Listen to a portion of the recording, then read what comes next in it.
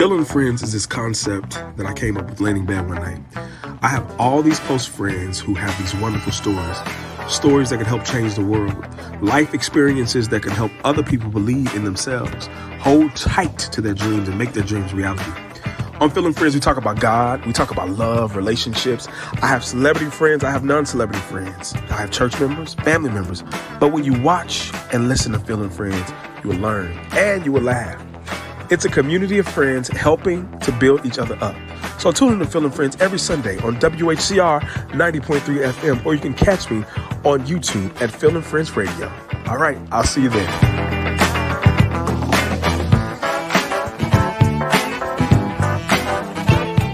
WHCR 90.3 FM, the voice of Harlem. What's up, everybody? It's me, Phil, and I'm so happy to be back here live on air with you, my friends. Thank you so much for tuning in every Sunday from 2 to 4. And thank you for those who are watching on YouTube. Listen, I've got a really great guy today. I've got Dan Willis. He's not new anymore, but he's new. Up-and-coming television director here on set. So without further ado, I'm going to bring in Dan to the show. Dan, what's up, brother? What up, man? Thanks for having me. I appreciate it. Man, thank you so much. I said you're not new. You're like a vet in the game now. I don't know what I am in the game. The game is so messed up right now. I'm just glad to be here.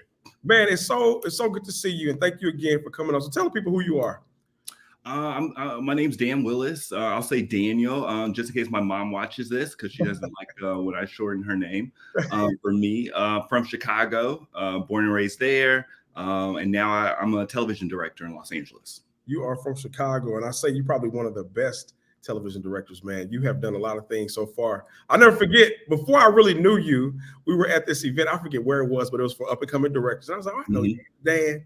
And it was Film Independent, I think. Film Independent, that's exactly what it was. Mm-hmm. And so you guys can look up Film Independent. And you have just taken off from there. That was about, 5-7 years ago? And it was a long time ago. It was a while ago. But you're doing an amazing job. Listen, let's go back to Chicago. Mm-hmm. Let's let you know who you are. Let's go to Chicago. What was it like for you growing up in Chicago? Chi-Town. It was great, man. I grew up south side of Chicago, in the city. I feel like everything about me really kind of starts there. It's like, that was the community from which I emerged. That's where my church was. That's where both sides of my family have deep roots in Chicago. So it had great influence in my formation. I went to Kenwood Academy, which was a great place to, it was interesting. Chicago's a very segregated city. And Hyde Park is where that high school is. It's the most diverse neighborhood in the city, probably. And that's where Obama lives, right? Is that where? Yeah. He lived right down the street from our high school. So that was really formative for me as well. Being able to experience people of all kinds of backgrounds, because everybody who grew up, on South or West Side of Chicago didn't have that opportunity. Yeah. So you decided you grew up in Chicago. You said you grew up in church. So What is your faith? What does your faith mean to you? Because when you meet Daniel, we don't want to get people to be up here. You just have this presence of just a good person and a kind-spirited person. What did that mean to you growing up, your faith, and what does it mean to you now? I mean, church is where I learned how to be a person. Like, I was like really just like a church kid. Like, we were there multiple times a week. My mom was really involved. My dad didn't go to church at all, which was interesting. So I got to kind of see a little bit of both sides inside the household.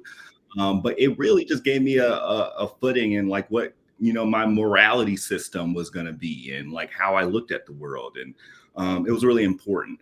These days, I'm less religious. I still believe in God, of course. I'm never going to lose like the cultural component of that. But I am kind of I am a critic of organized religion in general. But yes, still believe in God. Jesus is great with me. That's good. I'll just go to t-shirt. Jesus is great with me. That's so funny you say that, because your mom is much like my mom. My mom had me in church. My dad did not go to church. And I used to tell my mom, I used to say, why did he go to church and I got to go to church? And she said, you're my child. And so shout out to your mom for raising you the right way. And your dad. I appreciate it. Absolutely. So after you grew up in Chicago, you went on to Mizzou, right? Yes. When I was in high school, I was a kid like carrying around my notepad I wanted to be a journalist. So I was going around always trying to dig up stories and find scandals and do all that kind of stuff. And I was introduced to the University of Missouri because someone just came and they were, setting up a table and, passing out brochures. And I asked my teacher, he says, what's the best school for journalism? He said, that's the best school of journalism. And that was the end of the conversation. I never really considered another school. That was the only school you applied to? See, I did a backup school. University of Illinois was our big state school. Most of my friends went there. So that was my backup. But once I found out journalism was a specialty of Mizzou, that's where I was going. So you said you used to walk around with a notepad. You were like Inspector Gadget for the kids? I feel like it was slightly cooler than Inspector Gadget. But what I did was, I was always trying to scheme. Like I wanted to be like the Zach Morris of my school. Okay. It was like, like before, like graphic design was like a thing everybody could do on their personal computer. I figured out how to kind of create these little press passes. And so I would show it to the security guards and say, I can be out of class right now, or this is the reason I'm in this place where I'm not supposed to be. So it was kind of have to kind of live out that fantasy a little bit. And also just because I kind of found journalism, I found it as a way of expressing myself that I really liked. But yes, I was always looking for a story. That's really cool because you're creating your imagination. It took you somewhere. Talk about someone who was a young person might be watching this. What do you want to say to young people who are trying to follow in your footsteps and trying to figure it out? So you had a conversation with someone that changed your trajectory. What do you say to those people who just can't, those young kids who can't figure it out in high school? Just try everything. I think it feels like there's a lot of pressure on, young people to kind of know what they want to be and which direction they want to go in. I feel like that's really impossible at a young age because you haven't been exposed to enough. I feel like a lot of people could be very happy in careers that they never get access to. So for what I would say is if you have any curiosity about anything, just try it out. Whether it be like sports or science or math or a particular career, whatever it is, just give it a shot. Try to find an internship, try to volunteer, call somebody up if you can, and just, put your toe in the water, if you will, and see if it's something you like. And if you don't, just quit. Right. I live by that. It's like, but even as an adult, I think you should save your money first because I made a mistake of just quitting without having any money. Save your money and then going out to figure out what you like, because the worst thing to do is to sit somewhere and you just hate it. You hate your life, then it translates to home and work life. So that's important as well. Yeah. I agree. Saving your money is that's the practical advice. Right. I gave the dreamer advice of just going and pursuing your interests. But we are dreamers, and so dreamers are, we live a different world. What was that life like for you at Mizzou? It was great. It's out there with journalism. This is where you want to go. This is where you want to be. It's a huge school. It's not like a small school, but I can't imagine anyone having a better college experience than I have. And as you know, we are a part of the same friend group with you. I feel like you are probably the most enthusiastic CAU alum.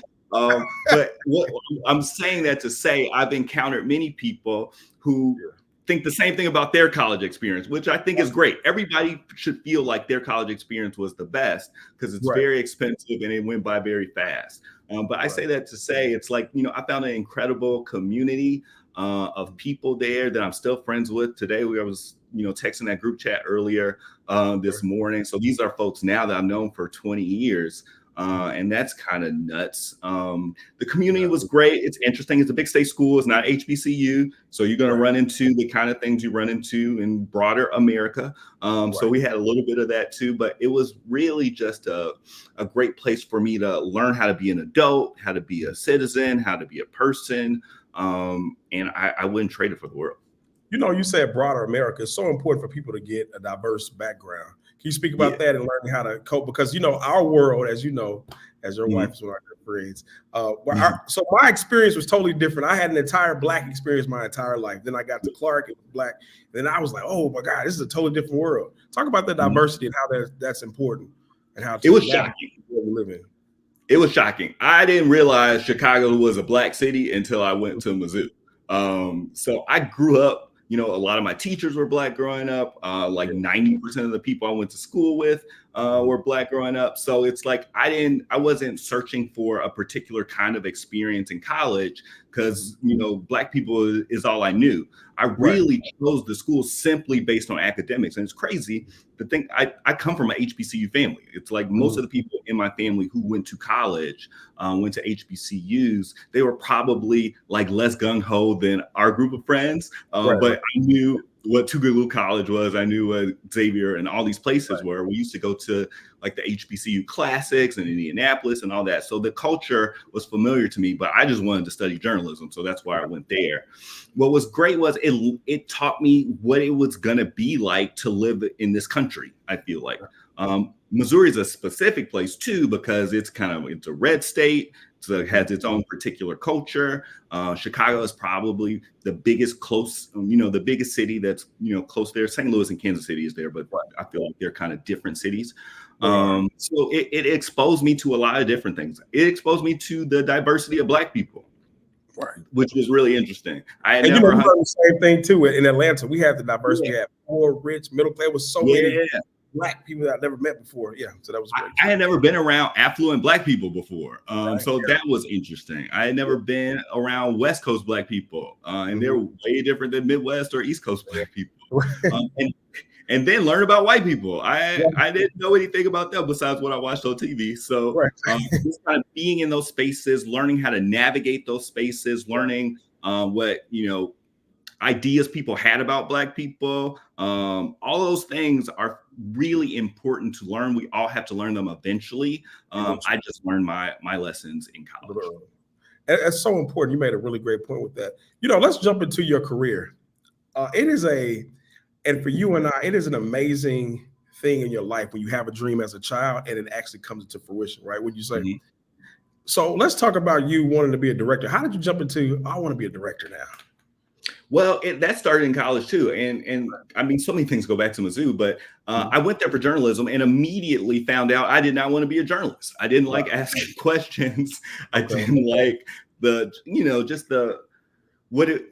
I didn't like it in practice once I got there. So you know, as soon as I got there, I tried to figure out where I was going to find my place. I found it in theater. I took some acting classes. I took playwriting classes. That turned into starting to adapt my short plays into short films. And that's where my kind of love for television and film really started. So that's where it came about. I wasn't the kid making Super 8 movies in my backyard when I was 6 years old. I came to it much later. But that was the genesis of it, coming from my work in theater.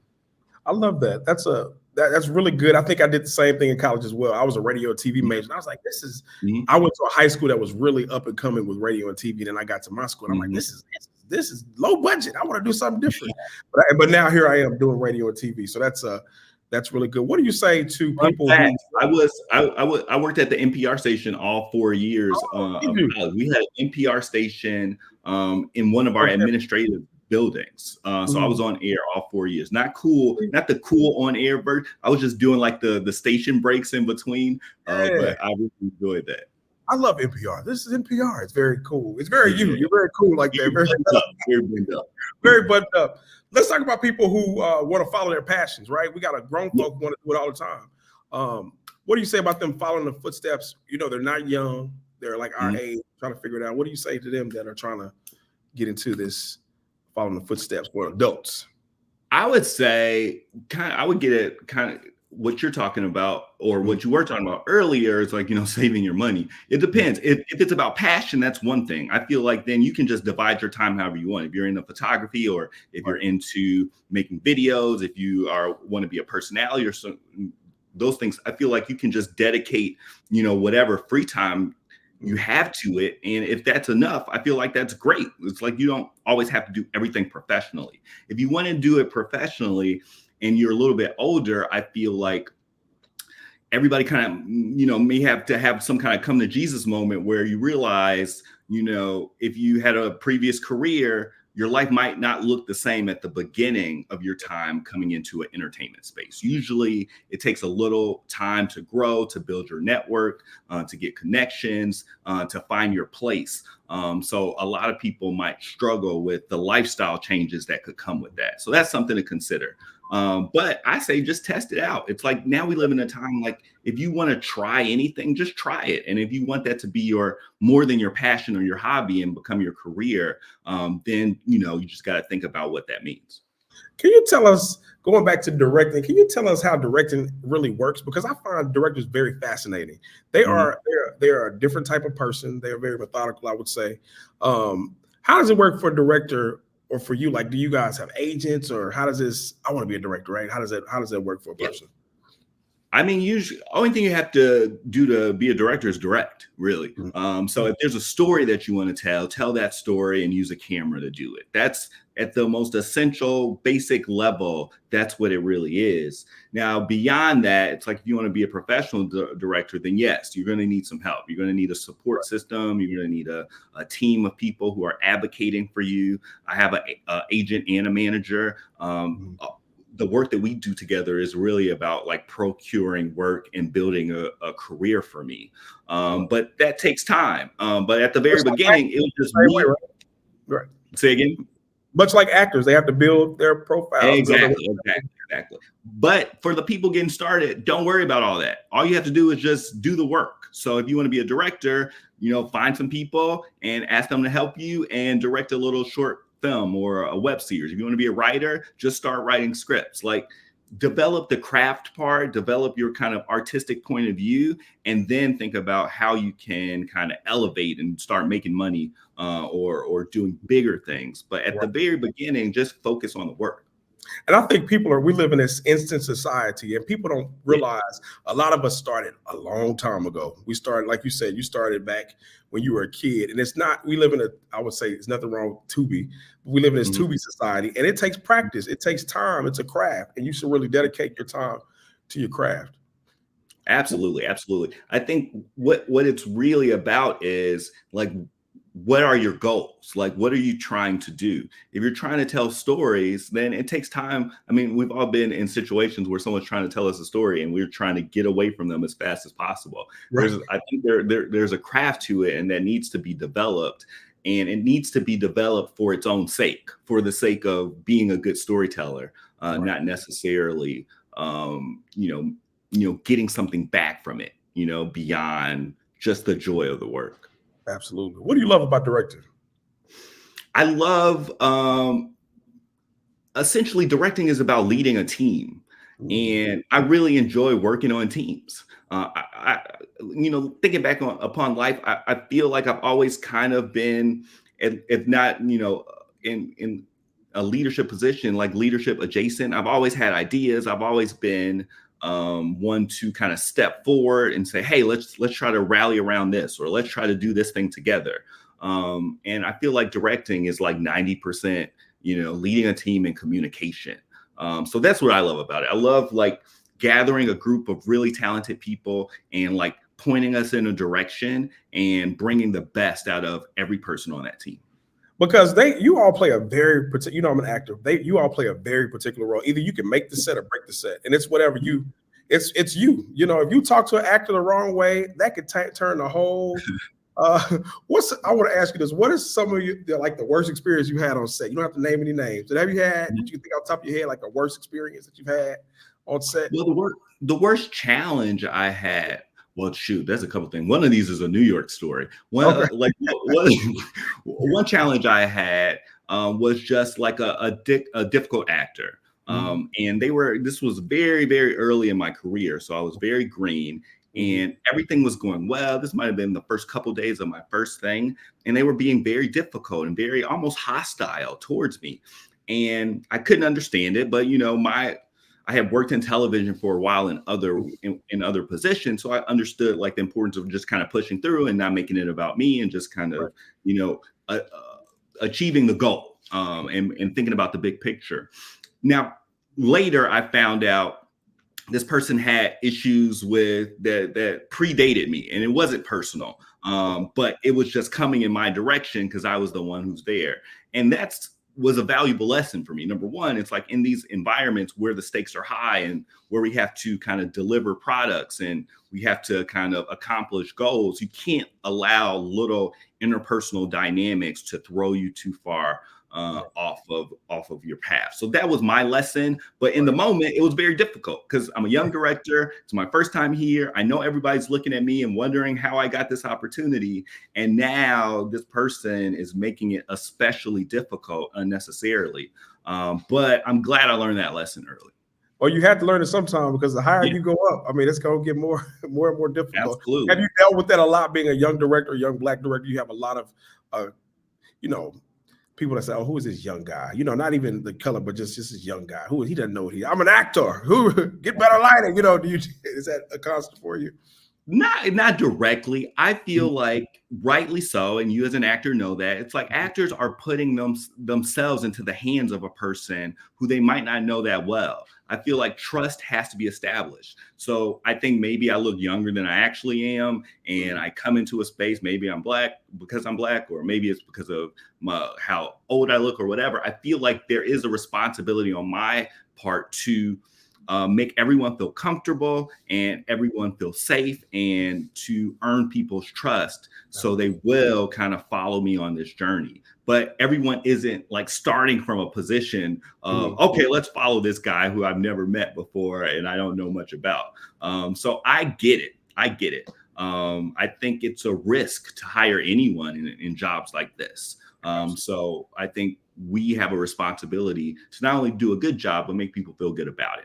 And a part of your responsibility, let's talk about representation from all aspects. What is the importance of representation for different communities around America and just telling that story and getting it out on screen? Because I don't know, directors had a huge deal with scripts, and I just thought they were just directing, right? But you all have a mission. Yeah, I think it's really important for people to see themselves reflected. I think we grew up in a time where there were a lot of Black people on television. It was TGI Friday. Yeah, it's like you got TGIF, you got what was happening at Fox, you got all these shows, a lot of shows I wasn't allowed to watch, so I had to sneak and watch at my cousin's house on the weekends.